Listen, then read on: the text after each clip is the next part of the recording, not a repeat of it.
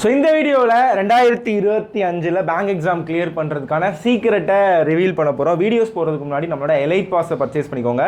நீங்கள் பேங்க் எக்ஸாமில் ப்ரிலிம்ஸ் மெயின்ஸ்க்கான ஒர்த்தான கண்டென்ட் வந்து நம்ம எலைட் பாஸில் இருக்குது. ஸோ லாஸ்ட் இயர் ஆகட்டும், தொடர்ந்து 3 இயர்ஸாகவே நம்ம வீடியோ கோர்ஸை யூஸ் பண்ணி எக்கச்சக்க மாணவர்கள் வந்து கிராக் பண்ணியிருக்காங்க. ஸோ அதில் எல்லாத்தையும் சேர்த்து இருக்கிறது தான் எலைட் பாஸ். கீழே இருக்க டிஸ்கிரிப்ஷனை கிளிக் பண்ணி நீங்கள் வந்து பர்ச்சேஸ் பண்ணிக்கோங்க.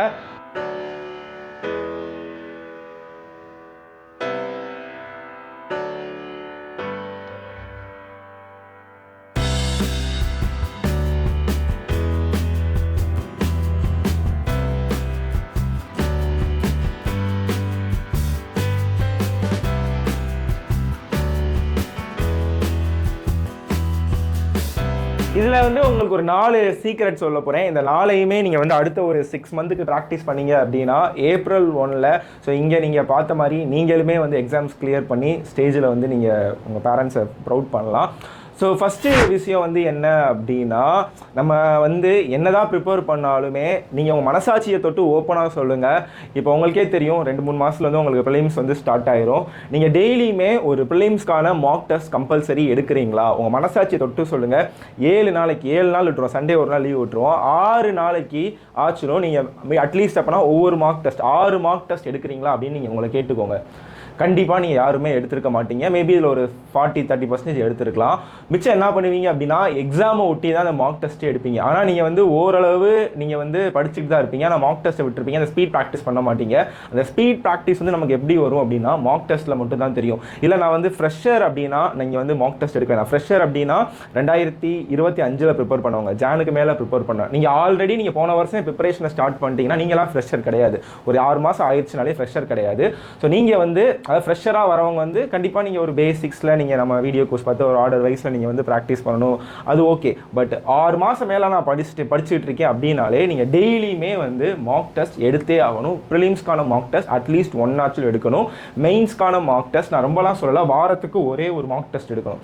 அப்போ தான், ஏன்னா நிறையா பேர் பண்ணுற தப்பு, ப்ரிலிம்ஸ் எல்லாம் கிளியர் பண்ணிடுவோம், மெயின்ஸ் வர மாட்டேங்குதுன்னா நீங்கள் மெயின்ஸ் மார்க் டெஸ்ட் எங்கே எடுக்கிறீங்க? எக்ஸாமை ஒட்டி மார்க் டெஸ்ட் எடுக்கிறேன்னு சொல்லிட்டு எடுப்பீங்க. அதுவுமே 2.5 மணி நேரம் உட்காரீங்களா? ஓப்பனாக சொல்லுங்கள், 2.5 மணி நேரம் உட்காரவே மாட்டீங்க. சும்மா ஒரு டெஸ்ட் ஓப்பன் பண்ணுவீங்க, லைட்டாக போர் அடிக்கும், தூக்கம் வரும், முதுகு வலிக்கும், அப்படியே எஞ்சி போயிடுவீங்க.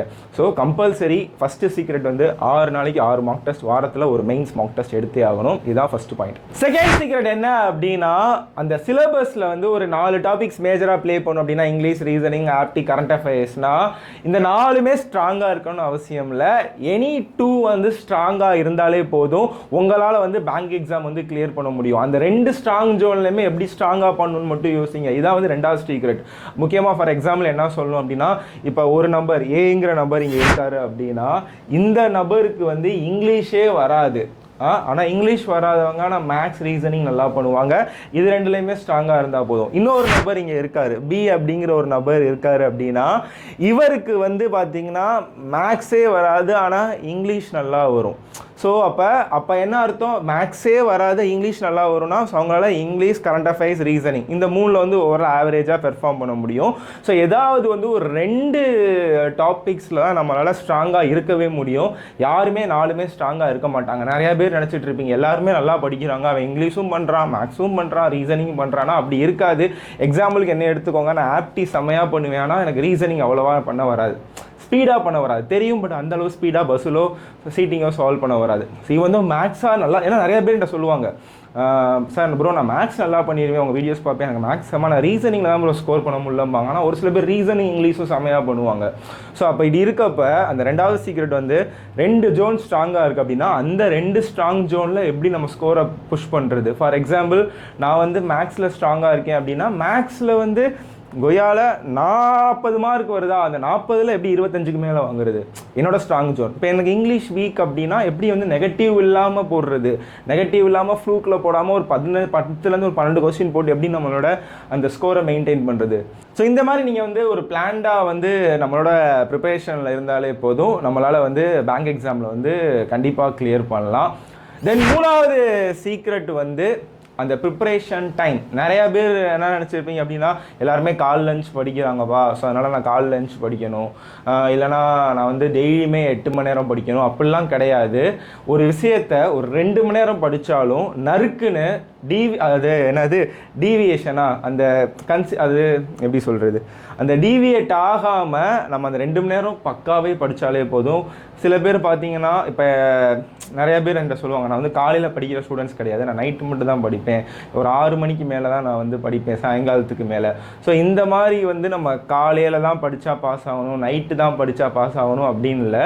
அதே மாதிரி 8 மணி நேரம் படிக்கணுமா அப்படின்னு கிடையாது. மினிமம் ஒரு 3 to 4 hours வந்து நம்மளால் ஸ்பெண்ட் பண்ணாலே போதும் பேங்க் எக்ஸாமை கிளியர் பண்ணலாம். முக்கியமாக உங்களுக்கு ஒரு உதாரணம், ஸோ நம்ம லாஸ்ட் இயர் 2025 வந்து எக்ஸாம்ஸ் கிளியர் பண்ணதில் நிறையா பேர் பார்த்தீங்கன்னா ஒர்க் போயிட்டே கிளியர் பண்ணுவாங்க. நான் சும்மா இல்லை, நம்ம சேனல் செக் பண்ணி பார்த்தாலே தெரியும், நான் 6 மணி வரைக்கும் ஒர்க் பண்ணேன், சென்னையில் ஒர்க் பண்ணுறேன், நான் போஸ்ட் ஆஃபீஸில் ஒர்க் பண்ணிகிட்ருக்கேன், நான் ப்ரைவேட் ஜாபாக போயிட்டுருக்கேன் அப்படின்னு சொல்லி படித்தவங்க அதிகம். ஏன்னா இந்த வீடியோ நிறைய பேர் ப்ரைவேட் ஜாப்ஸ் போகிறவங்களோ இல்லைனா ஹவுஸ் ஒய்ஃப், அந்த மேரிட் உமனோ பேபி வச்சு படிக்கிறவங்களோ பார்ப்பீங்க. ஒரு 4 மணி நேரம் எக்ஸாம் வந்து கன்சிஸ்டன்சியாக கான்சன்ட்ரேட்டாக படித்தாலே எக்ஸாம்ஸ் வந்து கிராக் பண்ணலாம். இது எல்லாத்தோட முக்கியம் 4வது சீக்ரெட் என்ன அப்படின்னா, எல்லாமே சரி கணேஷ் ப்ரோ, எனக்கு முறையாக ஒன்று கற்றுக்கணும், நான் எப்படி நான் படிக்கிறது அப்படின்னா கவலையே படாதீங்க. 2025, 2024, 23, 22 கிட்டத்தட்ட ஒரு 2000 மாணவர்கள் வந்து கிளியர் பண்ணியிருக்காங்க அப்படின்னா அவங்க முக்கியமான காரணம் எங்களோட வீடியோஸை முறையாக யூடியூப்லையும் சரி, நம்மளோட ஆப்பில் K10 project K, advance max, advance English, இந்த மாதிரி கோர்ஸ் எல்லாம் அவங்க வந்து ப்ராப்பராக யூட்டிலைஸ் பண்ணி அவங்க டைம் ஸ்பெண்ட் பண்ணி பார்த்துருக்காங்க. அதை அவங்க எக்ஸாமில் ஒர்க் அவுட் பண்ணி எக்ஸாமை கிராக்கும் பண்ணியிருக்காங்க. ஸோ 4வது சீக்ரெட், கண்ணை மூடி நம்மளோட எலைட் பாஸை வந்து பர்ச்சேஸ் பண்ணிக்கோங்க. கண்டிப்பாக அது செம்ம ஒர்த்தாக இருக்கும். ப்ரிலிம்ஸ் ஆகட்டும், மெயின்ஸ் ஆகட்டும். இப்போ ரீசனிங்கில் மணி சார் செம்மையாக எடுத்துகிட்டு இருக்காரு. இப்போ பேங்கிங் அவேர்னஸ்மே இந்த ஜூனில் ஆட் பண்ண போகிறோம். ஸோ என்னோட விஷன் வந்து லாஸ்ட் இயர் நான் K10 2.0 லான்ச் பண்ணேன், ப்ராஜெக்ட் கே லான்ச் பண்ணேன். அதே மாதிரி எலைட் பாஸில் K10 3.0 இந்த ஆகஸ்ட்டில் லான்ச் பண்ண போகிறேன். அந்த 100 வீடியோஸ் பார்த்தாலே நீங்கள் வந்து பயங்கரமாக மெயின்ஸில் ப்ரிப்பேர் பண்ணலாம். அந்த மாதிரி செம்ம ஒர்த்தாக இருக்கும். அந்த எலைட் பாஸில் நம்ம இது வரைக்கும் லான்ச் பண்ணது, இதுக்கப்புறம் லான்ச் பண்ண போகிறது எல்லாமே வந்துடும். அந்த எலைட் பாஸை யூஸ் பண்ணிக்கோங்க. ஏன் சொல்கிறேன் அப்படின்னா, நம்ம ஸ்டேஜில் அவார்டு வாங்குறப்ப அத்தனை பேர் வந்து கிரெடிட் கொடுத்துருப்பாங்க. நான் கனிஷாரை மட்டும் தான் ஃபாலோ பண்ணேன், ரீனா மேம் இங்கிலீஷ் மட்டும் தான் ஃபாலோ பண்ணியிருக்கேன், அவங்களோட வீடியோஸ் நான் ஒன்று கூட மிஸ் பண்ண மாட்டேன், நான் ஆப்பில் இருக்க ப்ராஜெக்ட் கேட்டேன்னா எல்லாமே பார்த்துருவேன், நான் மெயின்ஸில் எனக்கு செம்மையாக அது ஹெல்ப் ஆச்சு, எனக்கு அவ்வளோ இவ்வளோன்னு சொல்லியிருப்பாங்க, நம்ம இவ்வளோடா பண்ணோம், அப்படி என்ன நம்ம பண்ணோம் நமக்கே ஒரு பிரமிப்பாக இருக்கும். ஸோ அந்தளவு அந்த எலைட் பாஸில் இருக்க வீடியோ கோர்ஸ் முக்கியம். ஸோ எலைட் பாஸ் என்ன அப்படின்னா, அதில் K10 இருக்கும், ப்ராஜெக்ட் கே இருக்கும், ரீசனிங்கோட மெயின்ஸ் இருக்கும், பேசிக்ஸ் இருக்கும், மேமோட பேசிக்ஸ் கிளாஸ் இருக்கும், அதுக்கப்புறம் அட்வான்ஸ்ட் இங்கிலீஷ் இருக்கும். இன்னும் ஒரு கொஞ்ச நாளில் உங்களுக்கு பேங்கிங் அவேர்னஸ் ஆட் ஆக போகுது. ஸோ எல்லாமே வந்துடும். கரண்ட் அஃபேர்ஸோட PDF மெட்டீரியல்ஸ் இருக்கும், நமக்கு மாக் டெஸ்ட் இருக்கும், எல்லாமே அதில் இருக்கும். ஸோ எலைட் பாஸை யூஸ் பண்ணிக்கோங்க. ஸோ கூட ஆப்டியில் வந்து உங்களுக்கு வீடியோ கோர்ஸ் பார்த்துட்டு ப்ராக்டிஸ் பண்ணுறதுக்கு கண்டிப்பாக நம்மளோட மேக்ஸ் மேஜிக் புக்ஸ் செம்ம ஒர்த்தாக இருக்கும். 2800 காப்பீஸ் வந்து இந்த புக்ஸ் வந்து ஒரு லாஸ்ட் 10 monthஸில் சேலாக இருக்குது. செம்ம ஒர்த்தானது. இதை நீங்கள் என்னோட வீடியோஸ் பார்க்குறீங்கன்னா அதில் ட்ரிக்ஸ் சொல்லியிருப்பேன் இல்லையா, அந்த ட்ரிக்ஸும் இருக்கும், ட்ரெடிஷ்னல் சொல்யூஷன் நம்ம மேக்ஸ் மேஜிக் புக்கில் இருக்கும். கண்டிப்பாக யூஸ் பண்ணிக்கோங்க. ஸோ 2025, 26 எக்ஸாமில் கண்டிப்பாக நீங்களுமே பேங்க் எக்ஸாம்ஸ் கிளியர் பண்ணலாம். ஸோ கண்டிப்பாக அந்த வீடியோஸ் பிடிச்சிருச்சு அப்படின்னா கீழே வந்து எனக்கு வந்து கமெண்ட் பாக்ஸ் ஒரு ஹார்டின் சிம்பிள் போட்டுவிட்டு இந்த வீடியோ நிறைய பேருக்கு ஷேர் பண்ணுங்கள். தொடர்ந்து நம்ம ஃபாலோ பண்ணிக்கோங்க. ஜூனுக்கு அப்புறம் வந்து டெய்லியுமே நம்ம வந்து ப்ராக்டிஸ் செஷன் கொண்டு போக போகிறோம். அதையுமே மிஸ் பண்ணாமல் பாருங்கள்.